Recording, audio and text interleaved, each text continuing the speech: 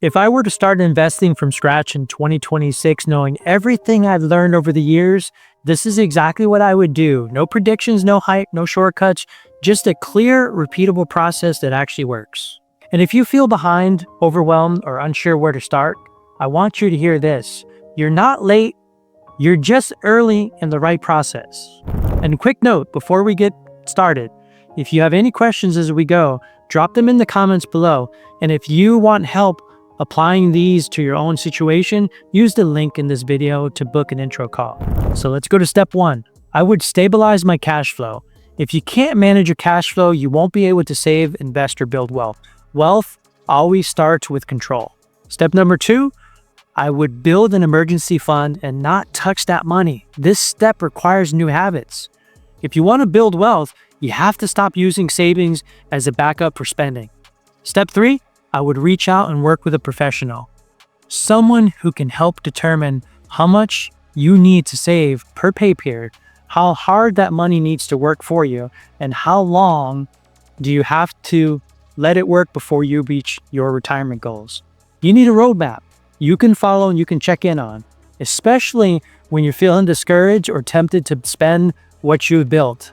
Step 4, I would automate as much as possible. The hardest part is taking action. Automation removes willpower from the equation. Set it up once and you let it run. If this is helpful so far, hit the like button. It lets me know to keep making content just like this. Moving on to step number 5.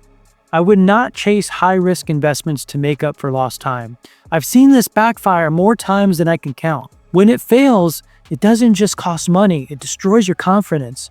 Slow and steady wins the race. You don't have the time to keep starting over. Step number 6, I would focus more on how much I'm saving and how I'm managing my cash flow. Returns matter, yes, but they come over time. This is a long-term game. Step number 7, I would buy low-cost index funds and make sure they are diversified across asset types, across risk levels. Simple, effective, repeatable, and yes, oftentimes boring. Step number 8, I would expect my money to go down at times. Yes, that's not failure, that's investing. When markets are down, I would try to add more. No matter what, I would keep contributing through that automation I set up. Step number 9, I would turn off the news. I wouldn't check my investments daily. Stress won't help. Instead, I would focus on my cash flow, my income, and living within my means. Enjoying my life, but I would keep working the plan. Step 10, I would find ways to enjoy life that don't always require spending money. Reading, walking, time with friends, volunteering. Joy that doesn't drain your bank account is a wealth multiplier. In 28 years, I've seen many clients who started their retirement plan later in life with nothing saved build real wealth and strong retirements. It required faith in themselves, trust in the process, and a decision to consistently shift behaviors and beliefs about their money. It wasn't easy, but they were deeply proud of what they had built.